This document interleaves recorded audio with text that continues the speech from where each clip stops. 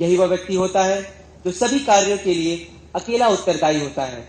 वह है कमान अधिकारी। अब मैं भारतीय तटरक्षक पोत विग्रह के मनोनीत कमान अधिकारी समादेशक पीएन अनूप को प्रवर्तिकरण अधिपत्र पढ़ने के लिए आग्रह करता हूं।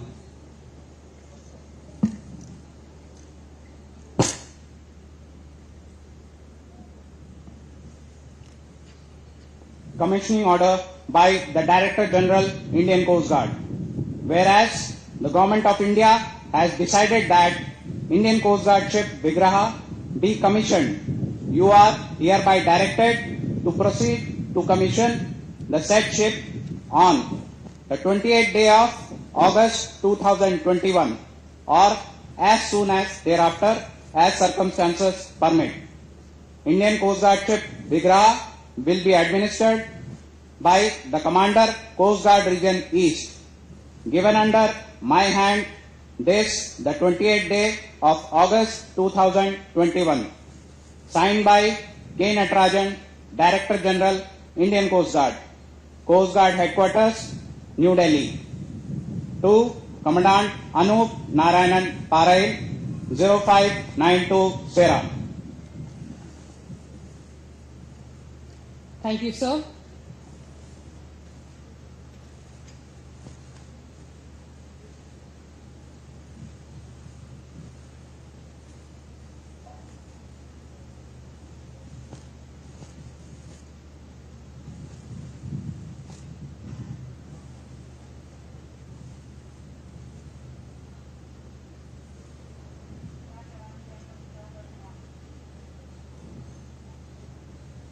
Ladies and gentlemen, may I now request all the dignitaries to rise for the national salute.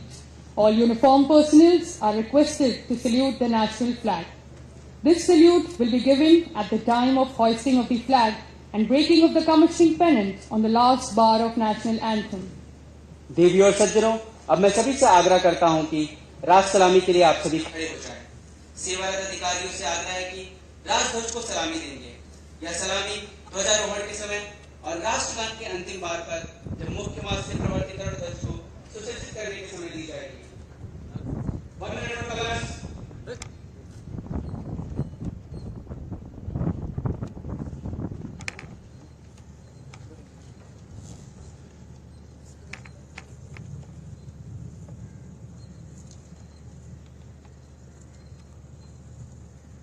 पीछे आओ पीछे।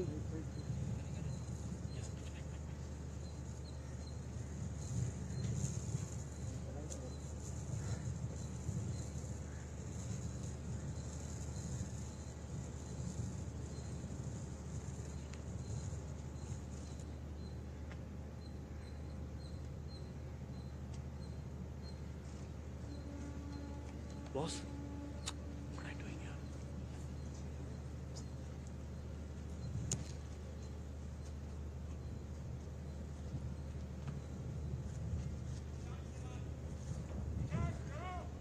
जी श्रीमान, अलर्ट बजाओ।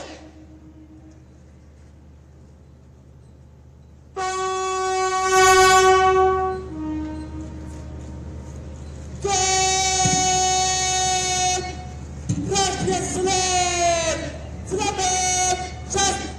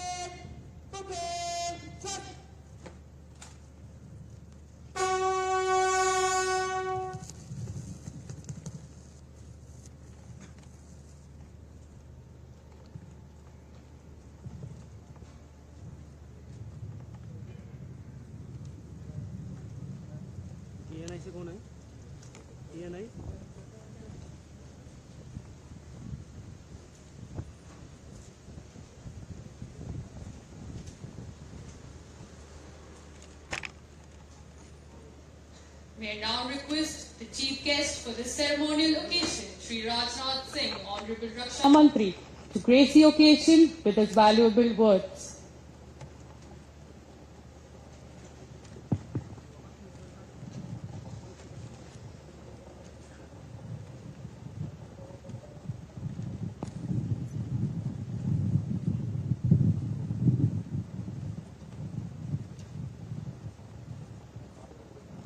Minister of Industry, Tamil Nadu, Thiru T.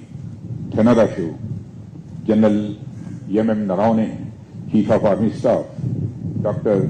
V. Erai Anbu, Chief Secretary, Tamil Nadu, DG Krishnaswamy Natarajan, Director General, Indian Coast Guard, Lieutenant General A. Arun, GOC, Dakshin Bharat Area, 3. J.D. Patil, Director, L&T Shipbuilding, 3. P.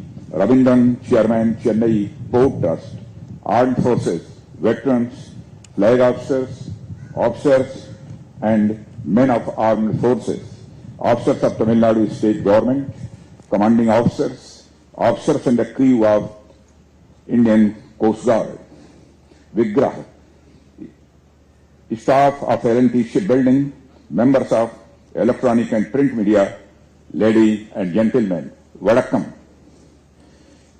It gives me immense pleasure to be present amongst all of you on the occasion of commissioning of state-of-the-art Coast Guard ship Vigrah today. The commissioning of this ship showcases significant improvement in our coastal defense capability as also our ever-increasing self-reliance in the defense sector.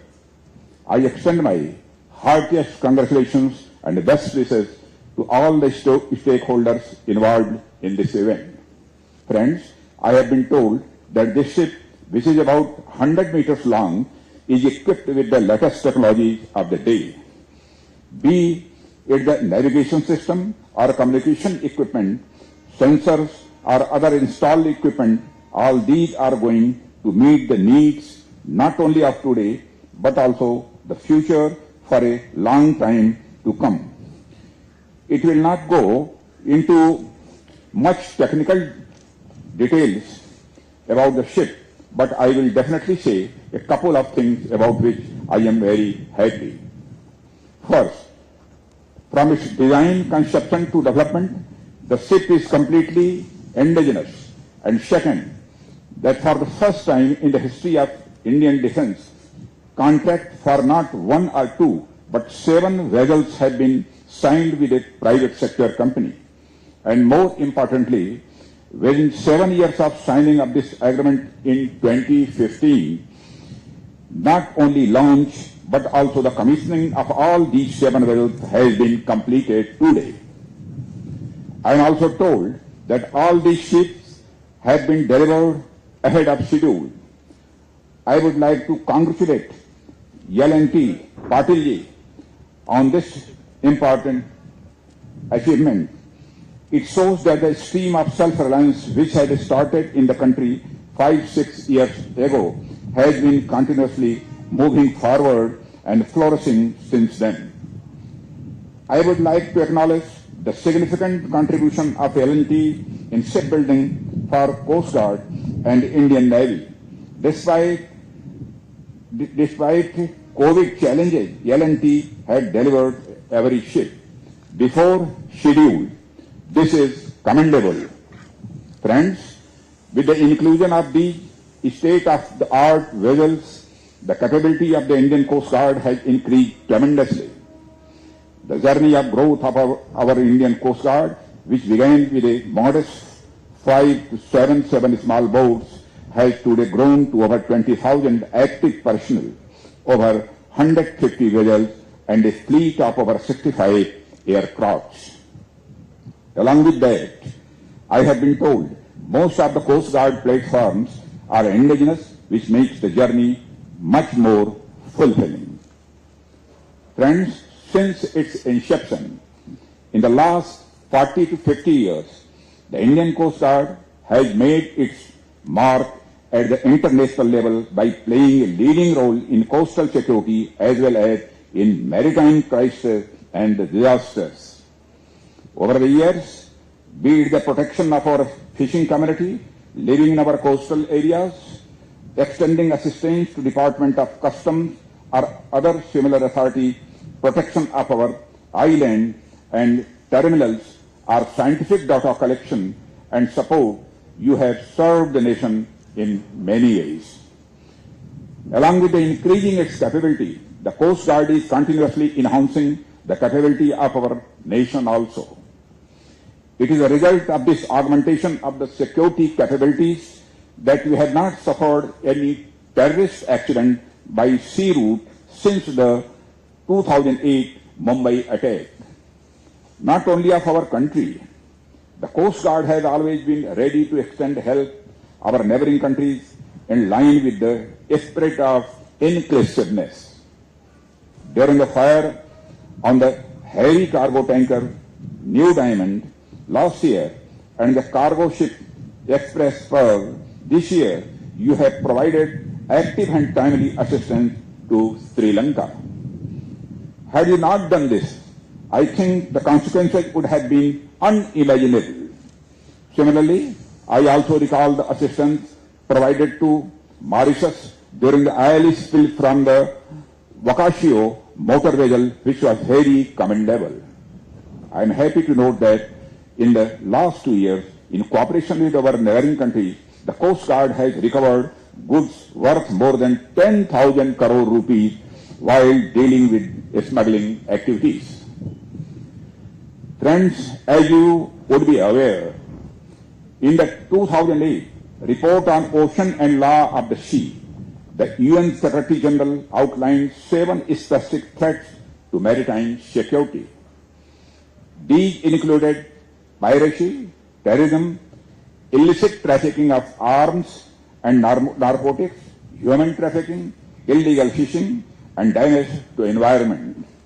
All these activities are equally responsible for adversely affecting our maritime domain as they are anywhere else. Similarly, in today's interconnected world, the activities going on in any part of the world inevitably have an impact on the other parts of the world.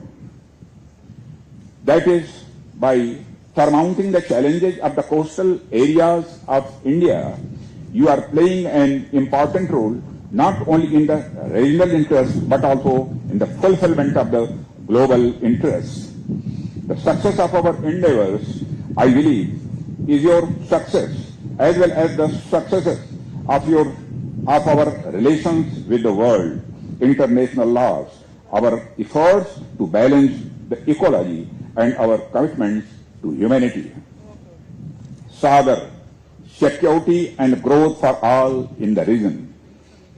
This vision envisaged by our Honorable Prime Minister with focus on the spirit of friendship, openness, dialogue and coexistence with the neighbors is being realized by you with keen sense of duty as its core.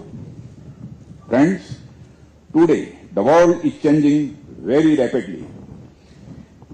Economic, political and trade relations between countries are constantly fluctuating. Nothing can be said about the next news coming from another countries. Obviously, our country cannot remain untouched by these developments. This applies all the more to a country like ours, being a country whose interests are directly linked to the Indian Ocean. Friends, the Indian Ocean region, with more than 2/3 of the world's oil shipment take place, 1/3 of bulk cargo and more than half of container traffic serves as a key route in achieving the world's own interests. And as I just mentioned, today's changing world certainly impacts these areas as well. As such, we need to be vigilant at all times. Friends, changes happening around the world often become a matter of concern for us. We as a nation must keep our guards high during these times of uncertainty and upheavals around the world. However, These challenging times also give us an opportunity of which we should take an advantage. Friends, due to global security reasons, border disputes, and maritime dominance, countries around the world are moving towards modernizing and strengthening their military power. The demand for military equipment is increasing continuously. Reports suggest that in the next 1 or 2 years, that is by 2023, the expenditure on security around the world is going to reach $2.1 trillion US. Most of countries do not even have this level of budget for a whole year, and it is expected to increase manifold in the next 5 years. In such a situation, today we have great scope to make full use of our capabilities, take advantages of policies, and move towards making the country an indigenous shipbuilding hub. Friends, I am happy to say that considering these possibilities, the government has already brought out such policies which helps our domestic industry, be it public or private sector entity, to become world-class players. Friends, various such reforms have been made by the government, which include simplification of the process of licensing in the defense sector, accelerating the AON and RFP processes, emphasizing on exports, encouraging private sectors, establishing defense corridors, and promulgation of the new defense acquisition procedure 2020, and many more. Taking advantage of these, our country can work towards making India a defense manufacturing hub, not only for ourselves, but for the whole world. On the 75th anniversary of independence, it should be our resolve to move forward in this direction. Friends, today as we celebrate the 75th anniversary of our independence, it is our commitment to move forward towards fulfilling the dreams of our national heroes and ancestors, the great men. And I feel very happy and proud to say that we are moving fast on the path of Swadeshi, national integration and self-reliance in defense sector as shown by the Mahatma Gandhi, Sardar Patel and Pandit Deendayal Upadhyay. When I was told that advanced light helicopter manufactured by HL can also be operated on this ship, I found it not just as a feature of this ship, I saw that it as a symbol of how the government, Coast Guard and public and private sector together can protect the integrity and sovereignty of the country. I believe it is the comprehensiveness and the coordination in national security which was envisioned by the founding fathers of our nation. In this way, I see the Indian Coast Guard playing its unique role. For this role, for the first time in the history of defense, Indian Coast Guard has been awarded the Defense Minister's Appreciation Letter this year. It is a matter of great happiness for you as well as for me personally. I congratulate you all again for this. Friends, the journey that started from Vikram between the Ministry of Defense, Coast Guard and L&T has reached Vigrah today through VA, Veer, Varad and Vajra. In future, the Coast Guard with distinctive capability will overcome all challenges and be victorious in all its endeavors, it is my belief. I wonder how many of you know this, but the word Vigraha has very beautiful interpretations in our texts. On the one hand, its meaning has been told to be free from any kind of bondage. On the other hand, it has also been interpreted to mean the specific bondage of one's duty and obligation. It has been said that Ramo Vigrahavan Dharmaha, that is, Ram is Ram because he is bound of his dharma and maryada. It is my firm belief that the Vigraha of ours, completely free from shackles of any kind of challenges and having specific bonds of service and duties to the nation, will become a successful watchdog of the coastal borders of our country. Friends, while not saying anything more on this occasion, I once again congratulate all of you. On behalf of the government, I wish you all success in your future endeavors while assuring all kind of cooperation. Thank you to all. Jai Hind. धन्यवाद श्रीमान।